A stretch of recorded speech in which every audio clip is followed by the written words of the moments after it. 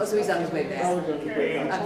So welcome, and thank you all for joining us today. My name is Dean Lee, and I'm Professor of Physics here at the Facility for Rare Isotope Beams, or FRIB. And today's public talk is part of an initiative called the Advanced Studies Gateway. The goal of the Advanced Studies Gateway is to inspire people. We bring together researchers, innovators, creative thinkers, artists, performers, and authors from all fields, and strengthen ties between Michigan State University and the community. And today we have the great pleasure of presenting a public lecture by Janet Gordon on my inquiry into ability, disability, love, and physics, the story of Morton and Bernice Gordon. Janet Gordon grew up in East Lansing, Michigan, and graduated from the University of Michigan in 1974, with aspirations to make the world better. She received an MA in Business Administration from George Washington University. As a federal banking regulator, she developed guidance on the Community Reinvestment Act, which encourages banks to serve low and moderate income communities. As Associate Director of Community Affairs at the Federal Deposit Insurance Corporation, Janet improved consumer education to better serve people with disabilities. After retiring in 2018, Janet studied writing at the Writers Center in Bethesda, Maryland, and the Politics and Prose bookstore in Washington, D.C. In the book, All the Ways You Taught Us, a memoir of ability, disability, and the pursuit of meaning, she chronicles lessons about inquiry, disability, and meaningful living learned from Morton and Bernice Gordon's remarkable lives. Also joining us is Ann Gordon, Janet's sister, who attended East Lansing Public Schools.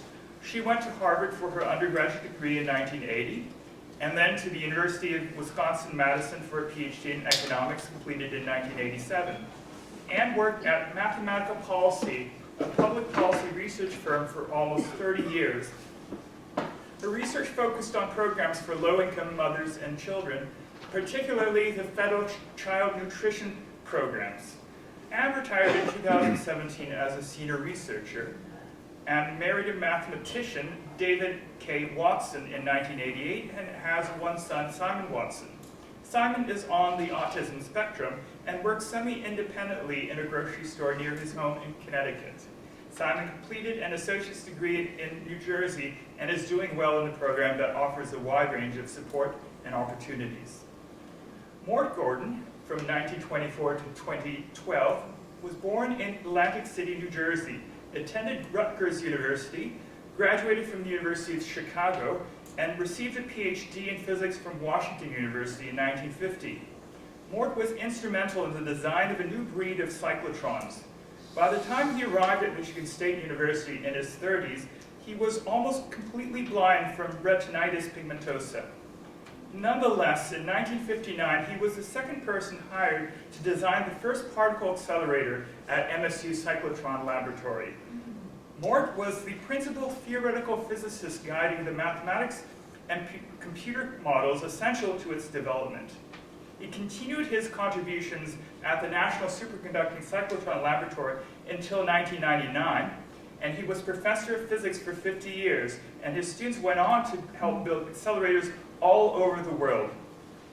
Mort's principal collaborator in life, Bernice Gordon, from 1928 to 2007, also grew up in Atlantic City and graduated from the New Jersey College for Women in 1950. Bernice was born with spina bifida, which slowly reduced her mobility over the course of her life. In addition to a half-century of service as Mort's dedicated and unpaid reader, she was a political organizer and participant in the Lansing area Jewish community and lover of literature who influenced the reading of her family and members of her book clubs. Mort and Bernice Gordon raised 2 daughters and left legacies for the next generations. Now, before we get started, I would like to remind you to please remember to silence your phones. And in the event of an alarm or other emergency, you can exit the building through the doors you entered earlier. And after the public lecture, there will be a question and answer session, and there will also be the opportunity to purchase books and have them signed by our illustrious author, Janet Gordon. Now, at this time, it is my great pleasure to introduce Janet Gordon.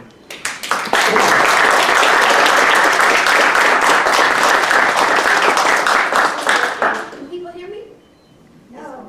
No? Okay, that's disappointing. How about now? Is that better? Yeah. Okay, because I don't want to have to yell. How about that? Is that better? That's better. Better. Okay. I feel like better. Better. All right, I will try and speak up. That is important. I'm very glad to welcome you here. Thank you, Dean, for arranging this. There's no place I'd rather be. I want to thank the FRIB staff who contributed to this effort, the communications team, other people who I maybe don't know and haven't met. I want to thank Tessa Freer. She's from the MSU Resource Center for Persons with Disability. She answered some of my questions about how blind students receive assistance at MSU. You should really talk to her about other things if you have an opportunity to include more people with disabilities in your work. I want to thank 6 physicists who helped me. They basically answered their phone and spent time with me, giving me some lessons in how things worked with my father. They included Felix Marti, Sam Austin, Ed Cashy, Xiaoyu Wu, and Stephen Snyder, and the late Julius Kovacs. They're not at fault for my limited understanding. So how many people in the room are physicists or scientists connected with cyclotrons? Some kind of, yes, okay, so it's a good number. How many knew Morton Bernice? How many, anybody knew Morton Bernice? Okay, good. All right, so I'm a writer. I'm going to touch on what I learned about Dad's world of physics. But I learned about physics to understand my family. And in a minute, you'll understand more about why I had to do that. And so many of you know more about physics than I do. If you want to contribute something at the end about how Dad worked and how you saw the two of them work together, that would be great. So Dean mentioned that I went to East Lansing Public Schools. Yes, I did. In 8th grade, I came home with an assignment. I had a very interesting teacher. That 8th grade teacher said, all right, we're going to debate the war in Vietnam. It was 1966. Well, my mother came out from the back room with a pile full of magazines, well annotated, and some books. And my father asked me one question.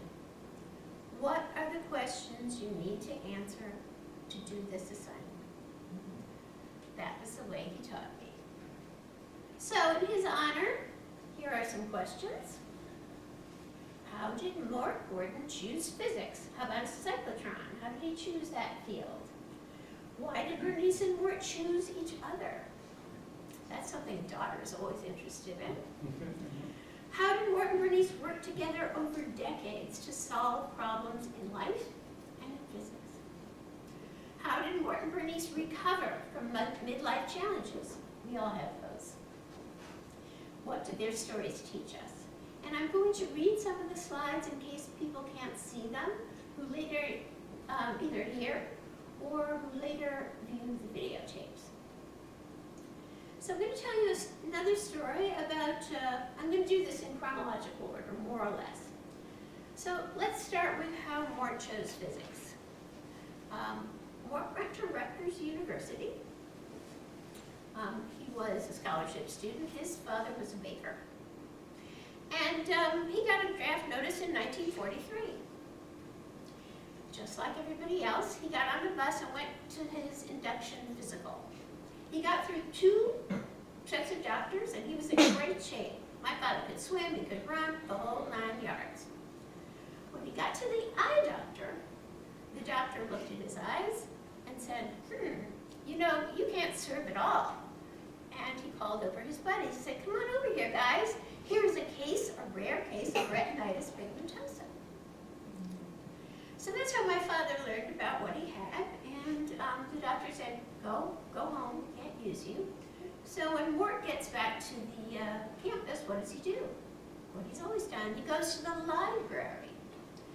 And this is what he finds. He finds all about retinitis pigmentosa, which is a group of rare genetic diseases that break down the cells in the back of the eye, the retina. The tissue at the back of the eye that decodes the light signals and sends them to the brain. And first the rods go, and that causes loss of night vision and peripheral vision, and then the cones go, and that narrows the visual field. And this happens over time. The symptoms begin in childhood and then continue until usually the person is blind, maybe early adulthood, and that's what happened to Mort. So the next thing Mort does is look for a very good ophthalmologist. He knew how to consult experts. He knew what to do. So the doctor in this story is pretty thoughtful. You can see that there's a line here. It's 1943 still. And there's an arrow from Mort's RP to physics. So we'll tell the story of how did Mort's RP cause him to choose physics. It came down to this wonderful doctor who we went to see. The doctor confirmed that he was not going to see and that he was going to go blind. He couldn't tell him when. A lot of uncertainty for a young man to handle. The doctor, and Mort told the story very well. The doctor apologized. He was not able to do anything for me. And he told me that if I was interested in physics, it was something I might do with low vision. Because Mort told him he was going to study chemistry. And the doctor looked at him and said, is there anything else you're interested in? Chemistry, you could get hurt. So Mort told him that he was reading about quantum mechanics and general relativity, reading books. So that's why the doctor gave him this advice. And think if he had given him advice that was lowering expectations. Instead, he gave him advice that was increasing expectations. What a unique person he was. In any case, Mort decided he would go back to school, and at Rutgers he studied nothing but physics and math. And then they dismissed Rutgers because it was the middle of the war and they were only training soldiers. So the soldiers took his spot, and he went and had to earn money to go on his next phase of education. He didn't have a cent. So he lived with his parents for a year and worked for RCA testing transformers. He had the night shift. This was probably the first time my father was working all night, but this habit persisted his entire life, so he liked to work at night. Even though Mort's RP caused him to choose physics, if he had actually been born blind, or if he had lost his sight at 13 completely instead of just in his left eye,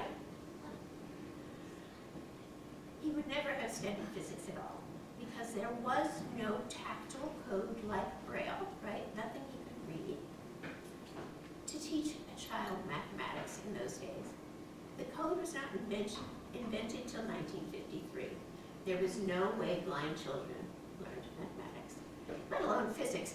There was no way to learn physics until a guy invented a new code. Instead of the 6 allowed for Braille, the 6 dots for Braille, it needed 8 dots to teach advanced mathematics. So the next question, so we heard about why he chose physics. Now, why did Morton and Bernice choose each other? So on the left is Bernice Rubenstein in a black bathing suit, one-piece bathing suit, on top of the roof in Atlantic City in a pinup pose. This is definitely a pinup pose, and it's the 1940s, right? This is one of the photos she sends to Mort later. On the right is a photo, is that the right up there? Yeah. Is a photo of Mort in a very collegiate outfit, V-neck sweater, looking very cool, sunglasses, slick back hair. and Bernice in her bobby socks and plaid skirt. Before Mort left for Chicago, he went to the home of his best friend, Jerry, in Atlantic City, to go to a Passover Seder. And across the table from him was the most beautiful girl he had ever seen, because he could see pretty well out of one eye then. She was very fortunate because she also had a disability. Niecy was born with spina bifida, and I'm calling her Niecy because that's the way they called each other, Morty and Niecy, when they were young, and later. Niecy was born with spina bifida. She was very fortunate to receive an operation when she was about 2 years old, and she was allowed to relearn how to walk. So she could get around pretty well with a limp. Didn't seem to bother more. So Ann and I found about 50 of our father's love letters. Yes, after they were no longer available for questions. These letters started in 1945. There was a big gap until 1948. And then they continued till they were married in 1950. That's a mystery, right? 3 years, no letters. Well, we know that Mort was in Chicago studying very hard. And he was writing to Bernice every week. It was amazing. He kept out a very nice correspondence, and her parents were getting really bored. But suddenly there was a letter from Mort to Bernice that said, oh, by the way, I have a girlfriend and I proposed to her, and I'm terribly sorry. Think about a 16-year-old girl getting that letter. He was a real cad. That's all I can say. However, she gave him a second chance. 3 years later, he found out he had made a terrible mistake. He didn't marry anybody in Chicago, and he wanted to get back to Bernice. So the letters restart, and I'm going to read from one written in November 1949, when he's already proposed to Bernice, or just turned 25, and he writes to his fiancée that his primary worry is financial security. Knowing what my capabilities are, I'm sure that everything would turn out fine, provided I kept even what little eyesight I have now. So the problem resolves itself into the unanswerable question of how long my sight will hold out. I expect to work hard, and everything depends on how much I can accomplish in the little time available. Anything is supposedly possible. I will have to find out. You, of course, have realized from the start that you're putting all your dough on a long shot, so to speak. I know you have all kinds of love and faith, and at times I get depressed about the possibility that I won't pay off for such a fine person as you. You can see he was a darn good writer at that point in his young life. So I'm going to read a little bit from the book, because I'm a better writer than a speaker. I'll take something to drink first. Yes. So Mort receives an offer from Argonne National Laboratory, very prestigious laboratory. And on May 13th, after his oral defense is complete and his doctorate is assured, he writes with more on the job situation. And this time he is buoyant. If I pass security, we'll be going to Chicago. I could start as early as July. They'll pay us $10 a day outside of salary until we get settled. Sounded like a fortune to Mort. In his final communication from St. Louis, Mort writes that Argonne requires a physical examination, and that it is scheduled for June 8th, 10 days before the wedding. He will travel to Atlantic City from there. Morty concludes by looking forward, just 26 days till we get legal. My mother's family history collection, the one I transported from their home in the plastic box with the love letters, includes an old file labeled only MMG. The file contained only one document, a letter from Argonne.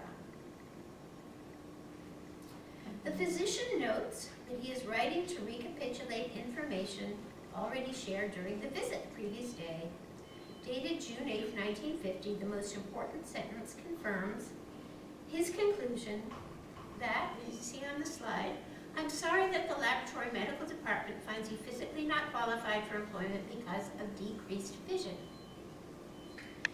For most of his life, anyone who got reasonably close to Mort heard about the doctor's judgment.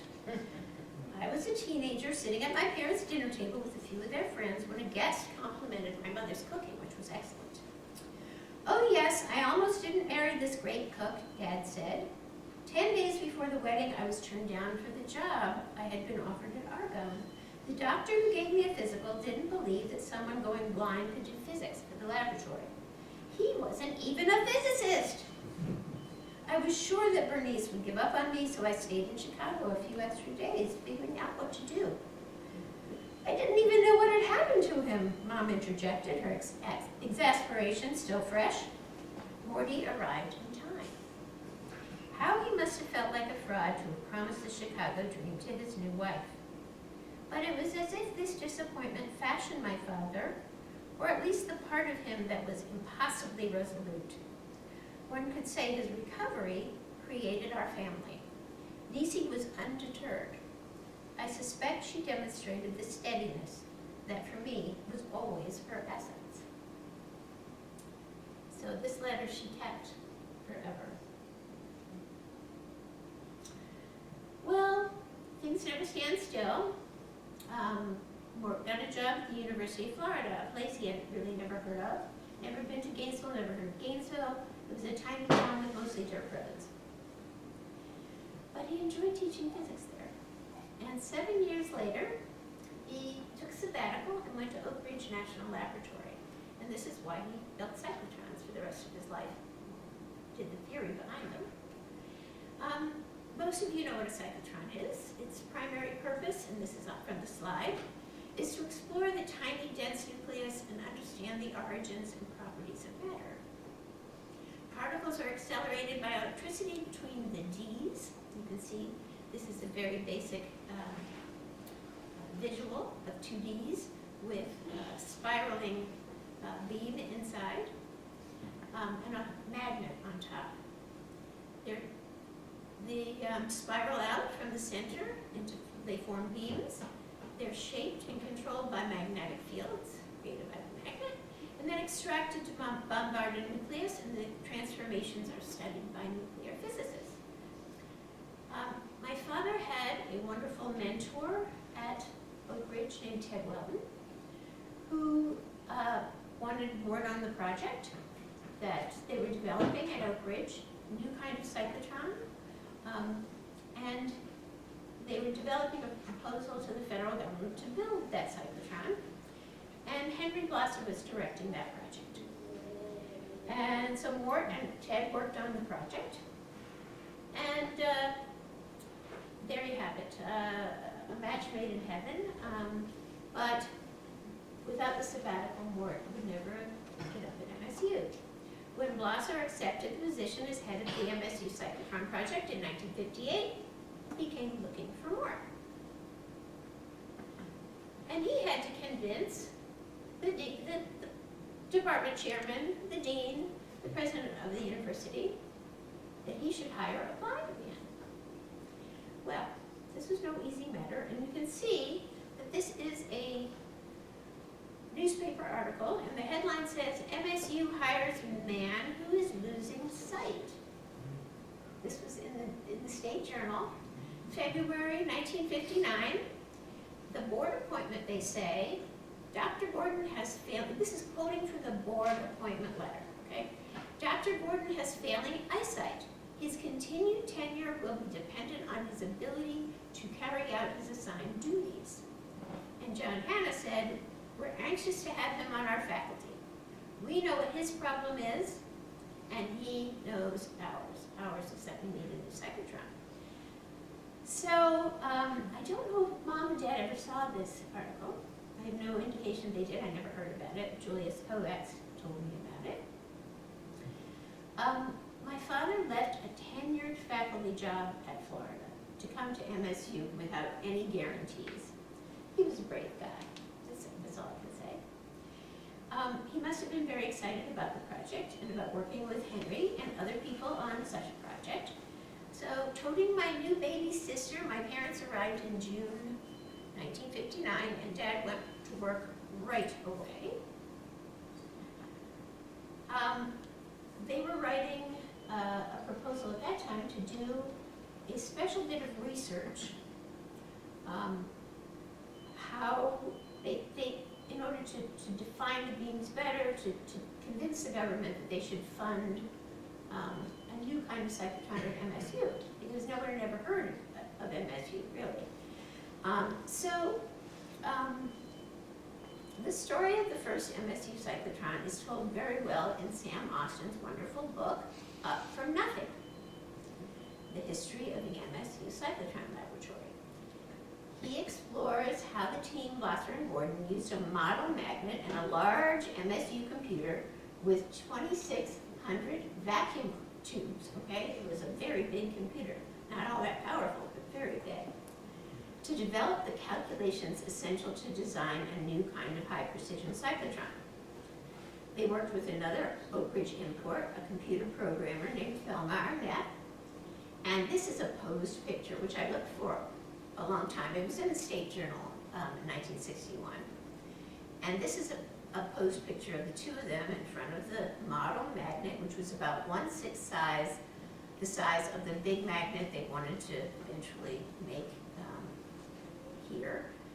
But what they did is they defined a cyclotron and tested it. So the proposed cyclotron has been subjected to extremely thorough study, the proposal said. The design using a novel resonant extraction system has been formulated to maximize beam precision. Okay. So Morton received tenure in September 1961, and the proposal to build cyclotron here at MSU was approved in October 1961. Now, this is the core team for the design of the first MSU cyclotron, and I wanted to understand a little bit better what my father actually contributed to the team. And I reached Ed Cashy, who was an experimentalist who arrived in 1964, and he was a good friend of Dad's, and he said, your dad was deciding what the calculations had to be and how to extract those beams. He was making sure that those long involved numerical calculations were correct. I think Morton could see mathematics inside his head. Well, Cashy didn't seem to think that it mattered that Morton couldn't see. But I find it sort of ironic that he's interpreting things that are absolutely invisible to everyone, right? And using math to define them and allow people to see them. I found an interview with Henry Glasser about the origins of the cyclotron, and he said that Gordon, and this is on the slide, guided the mathematics of the process. Now, the core team was standing in front of the magnet, I think in 1964, in this picture.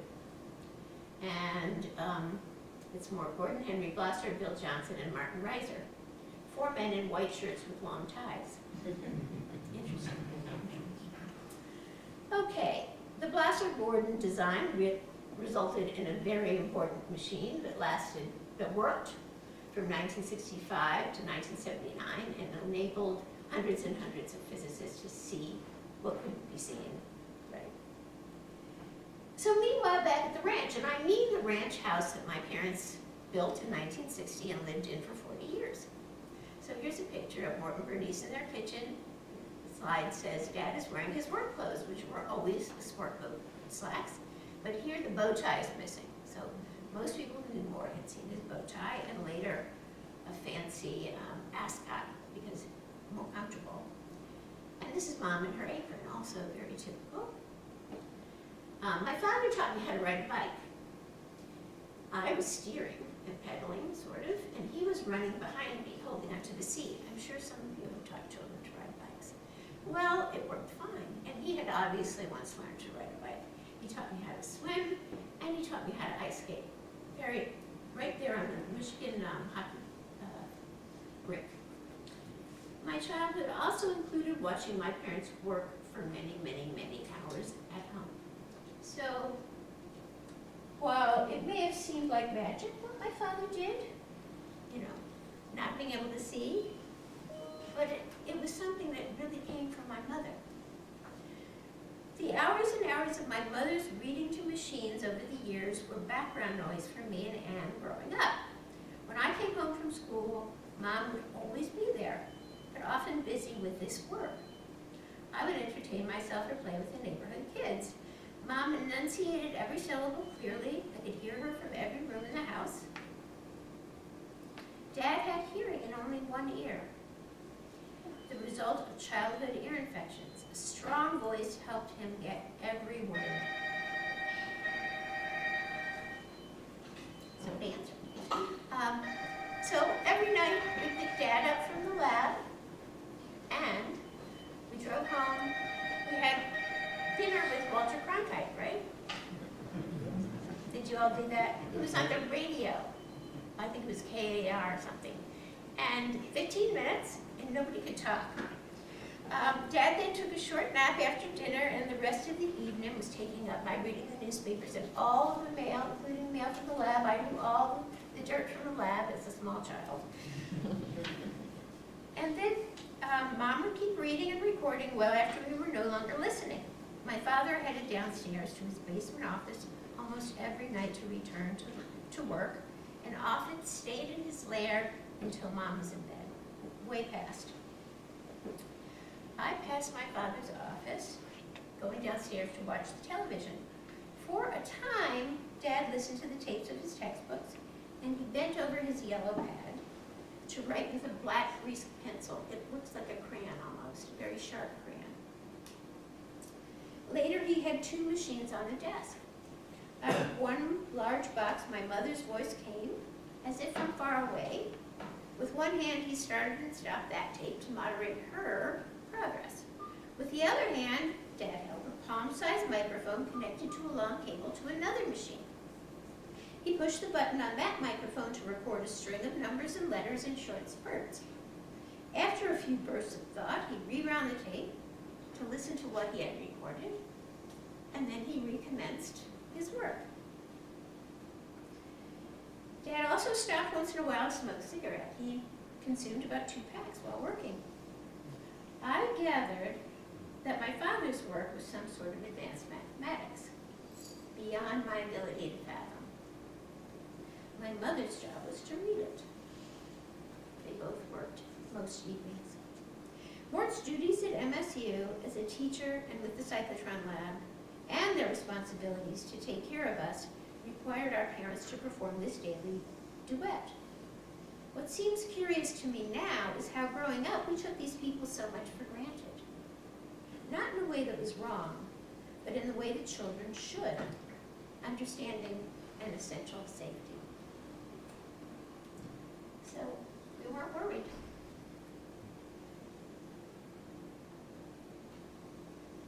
Professor Gordon's blackboard.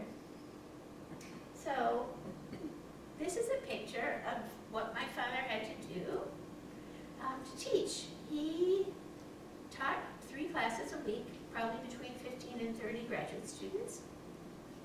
And Mort would be there a bit early and ask a student to hang strings weighted by washers to divide the board in 4 equal parts, like the slide shows. Mort moved from one quadrant to the next and usually avoided overwriting his handwriting because he couldn't see what he was writing. There were long equations, but his handwriting did deteriorate over the years. So Felix Marti, who was head of R&D here at the cyclotron for many years, took a class from Mort, and he had trouble with Mort's handwritings, and he said, I was very worried in the beginning because my English wasn't perfect. He was from Uruguay. But I got the hang of his accent, New Jersey. And he was also saying aloud everything he was writing on the board. So I realized that if I just listened carefully, I would be okay. Well, he was okay. Mort was teaching orally, as if his students were blind. It would have been the right way to teach blind students. And this was completely natural for him. So, bit of a experience of how Mort taught. This is a slide that says how Morton and Bernice work together. This is Mort recorded, and the recorder and tape pictured on the right is from about 1980. So before that, they were bigger, right? They got smaller and smaller and smaller and smaller. This one was only about the size of his hand. This is Mort preparing his Jackson Classical Electrodynamics lecture. And this is in here to know what that is. And I'm going to play a minute or so of it. Notes for lecture number 14. Friday, 4/9/30. On to chapter 14. Radiation from moving charged particle. First, classical versus quantum calculation. Classical result okay if number one doesn't. Number of photons much bigger than one. Maxwell equations okay if this is. And to this is. The Bernoulli wavelength. Particle. Negligible compared to dimensions. Classical trajectory okay if this is great. First review material from last term. Chapter 6 this is. On the Green's function. Lorentz gauge arrow. Box stop the cafe underline equals 0. Arrow box squared the cafe underline equals. There you have it. So he said par and thesis. Well, actually, you're looking at me this way. Par and thesis. He said brack, bra, and ket. Bracket. He said frac, numerator, and shun, denominator. They had their own code for oral communication of complicated equations. Very ingenious people, and my mother understood none of it and read it for hours and hours a day. So amazing, and for 40 years. Okay. So I don't want to give the impression that my mom and dad had smooth sailing in their lives. They didn't. This is a picture of a starry sky, but it's mostly black, right? So I'm going to talk for a minute about the history of suicide in my family. Please seek help if you or someone you know expresses hopelessness or an intent for self-harm. In his 50s, after Ann and I were no longer at home, Dad, with Mom's help, researched his mother's suicide when he was 5 years old. He fell into serious depression. He didn't eat or sleep much, and one night he took all of his sleeping pills. He woke up in the hospital. So I was very worried about my parents, who had always solved every problem in front of them, right? Well, not every problem. And this worry and sadness seeped into my life, and I benefited from therapy as well. Dad recovered after several years, and one of the ways he moved forward was with physics. So somewhere in the middle of my project, I realized I needed to read my father's papers. I wouldn't understand a thing about the physics, not one thing. But I thought I would understand something about how my mom and dad worked together, or what his objectives were, or why he wrote so many papers, because it was a very big pain for him to write papers. So I researched papers, and I found, it's laborious. People kept sending me information, and I said, there must be an easier way. Google Scholar was an easier way. And I hit the button, and there were 90 papers. These papers are from the middle of his life. And he decided, and also the papers were in the MSU annual reports for the cyclotron lab. And they used to list them all for years. So Mort decided to create his own project. This slide says Mort moves forward, which he did, but he also moved backward. He explained that he was going to develop a project on cyclotron orbit theory. As a separate project, we have undertaken the preparation of reports presenting a fairly complete discussion of the theoretical basis for some of our orbit computation programs. And he undertook this project, and the papers, I have a picture here of papers, some of them, that were part of that project. He was very intentional about this. And these two papers were the most cited of any in his collection of papers. Morton found meaning in looking back 25 years over his discoveries and his work, perfecting his analysis, demonstrating its utility in more cases, more cyclotrons, for more places all over the world, and communicating it clearly, and then sharing it with the entire accelerator physics community in the journal Particle Accelerators. So he was very consciously creating a legacy. That's what he was doing.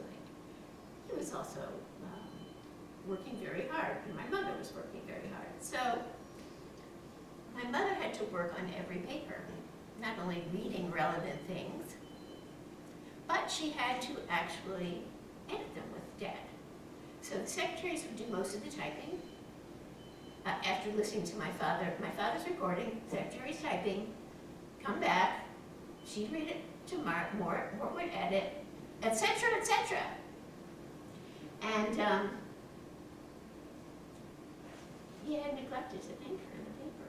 So this paper was found in a collection and received from our uncle, who had died, and she got the papers back. And this says, this is annotated at the top of the paper, and I have the little red stickers. The first thing says, in Bernice's handwriting, please see last sentence on page 61, and this was addressed to the brother-in-law. And the last sentence on page 61 was, finally, I am most indebted to my wife, Bernice, who continues to provide indispensable assistance as my reader and editor. It was the first time, and the only time, I saw that thank you in the paper, 1984. So Dad was not the only one who had problems in midlife. My mother did as well. She noticed that her legs were losing feeling and were less responsive. She wrote to the Mayo Clinic, and I found the file with the discouraging letter they sent. They said, nothing we can do. My mother responded with ingenuity and hope, as you would expect. After age 55, Mom walked with braces and crutches. She used a mobility scooter that also enabled my father to continue to be completely independent. She was completely independent and he was completely independent because she adapted. She then bought a van and customized it with a ramp. They moved to a new home and adapted that home. And in this picture, it's Mom and Dad in Florida with my mom's relatives. And you can see her, the tops of her, it's covered it a little bit. She's on her scooter, which also has a basket in front. And you can see my dad is right behind her. Well, he used to walk around holding on to the back of her chair. And she would go, a little slower, and he would walk after her. And they take lovely walks together that way. They adapted to this challenge and continued their lives together. They went grocery shopping. They would, she cooked every day. It was quite remarkable. So Mort taught classes until 1993, when he was almost 70. And then he had a quarter-time appointment at the lab. He continued to work on all the cyclotrons. And he advised PhD students like Xiaoyu Wu, right? And he, continued to work with Bernice. So he worked at the lab till 1999, and he also worked with the four people on the right. You can see it's Henry Glosser, Mark Gordon, Felix Marti, and Dave Johnson, who was a computer programmer, who worked very closely with Dad. Because all of the fancy math that my father did required computers, and that was his special contribution, that he worked very closely with the programmer to make it all happen. The mathematics is well beyond me, but the legacy of Oak Ridge and my father's work at MSU is a lot of computer programming. I want to say one thing to you, especially people here who are connected to the lab. Mort, given his areas of interest and was so fortunate to have landed at MSU. Because here there was continuous innovation in his field of accelerated physics. So unique, not just the first one, but the second one, the third one, and then the coupled facility. It was one new thing after another. And my father was fully utilized in some ways. So our family strongly benefited from the dynamism of this laboratory, which clearly continues today. Thank you.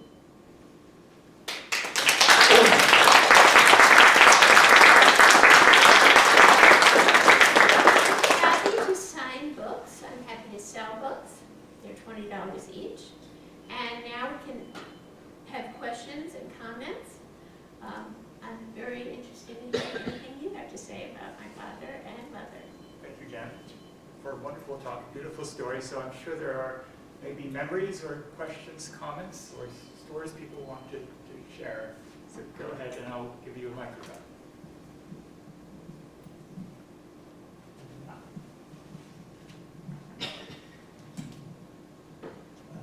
So Janet, I appreciate the presentation in your book. And I wanted to ask about this remarkable doctor that your father talked to when he was young that recommended maybe he should consider a career in physics. Is there any family lore about who this person was? Any connection with this person? Where was it? Was it in New Jersey or? So this was a doctor. I have a name, I'm not 100% sure, but Dr. Adler. And he was the uncle of one of my father's buddies, you know how you get information about doctors, right? And I think it was just the time and the empathy the doctor gave to his patient. But he could see this young man had potential, right? And as soon as my father told him that he was reading general relativity and quantum mechanics, so it was really a blessing that he didn't discourage him in any way, except not to do chemistry. That he did discourage him. But it's pretty unique. You know, it wasn't corporate medicine at that point. The doctor worked at a very famous eye clinic in Philadelphia. Are there other comments, questions? Yes. Sure. Yeah, so I'm Gabe Blosser. So Henry Blosser's my dad.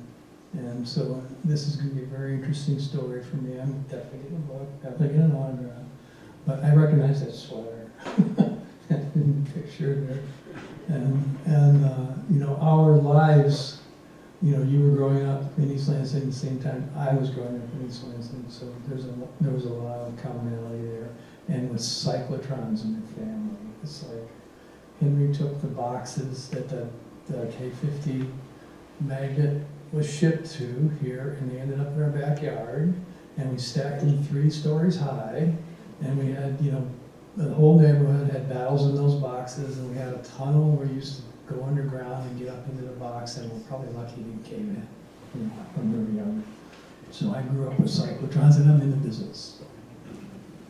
Thank you so much. Yeah. My name is Xiaoyu Wu. I'm the person Janet mentioned in the book. I was a Morton PhD student from 1985 to 1991. So I worked closely with Professor Gordon for that 5 years, and we actually worked together, developed the cyclotron design. This type of the cyclotron actually right now is being commercially produced by 2 companies. One is IBA, the other one is Marion. It's widely used in proton cancer therapy. So the impact Morton made in the cyclotron community is huge. One of the papers Janet mentioned in there, there's a Morton formula over there. Even right now, everybody in the cyclotron community continue using that one, calculated orbit. one important thing about the cyclotron design, you have to maintain a very stable orbit in a very strong magnetic field. A slightly oscillation, the particle will be disappearing. So Morton formula and unique ways he developed this formula is it's a widely used. Russian people use, Russian scientists use it, Chinese use it, United States, Europe. So Morton contribution is invaluable in my view.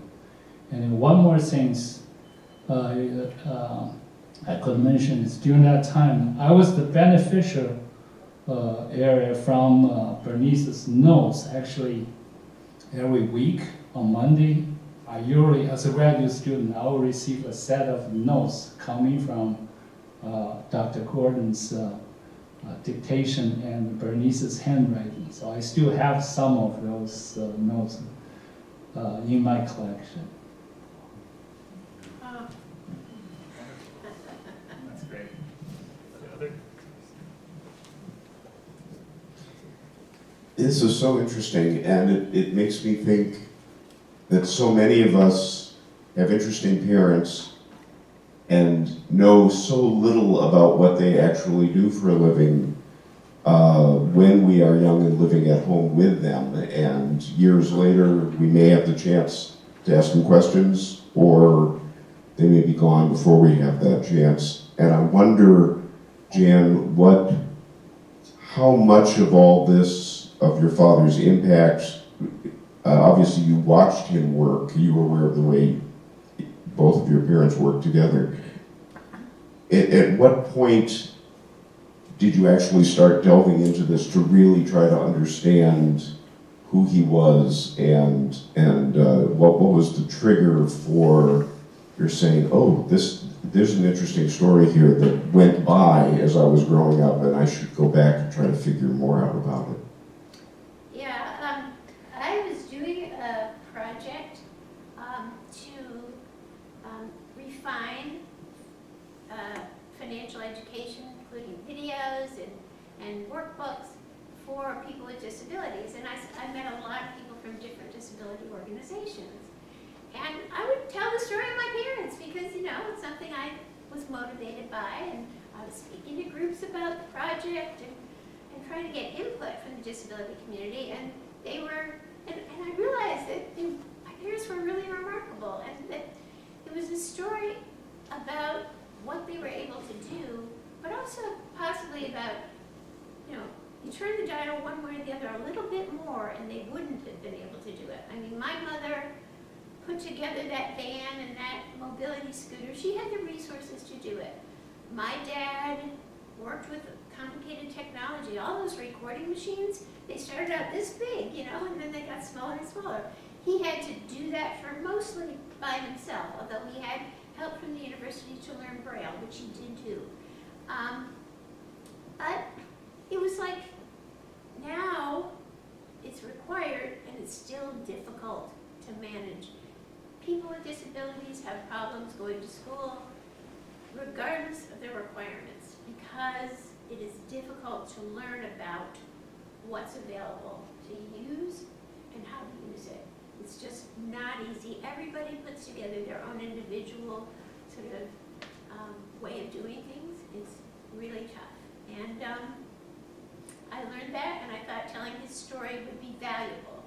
So I was convinced then that I should tell the story of Mom and Dad. And I also got retired a little earlier than I planned, thanks to 45. And I went to work thinking about a project. You know, you can't just retire. You have to go to a new project. And this was my project for 5 years. So. Were both your parents gone at this point then? Oh, yeah. So you were doing this totally through memorabilia, talking with people who My knew mother them? was a history buff.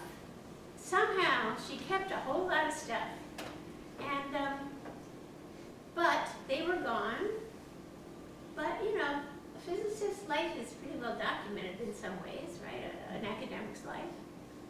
And my mother, and finding the love letters was just luck. My mother kept them. Dad didn't keep hers. So I had half the story, but she kept a few drafts of hers. as I said, she was a history buff, and they were both great readers. So I wanted to do the book because they were great readers. I thought they'd appreciate it.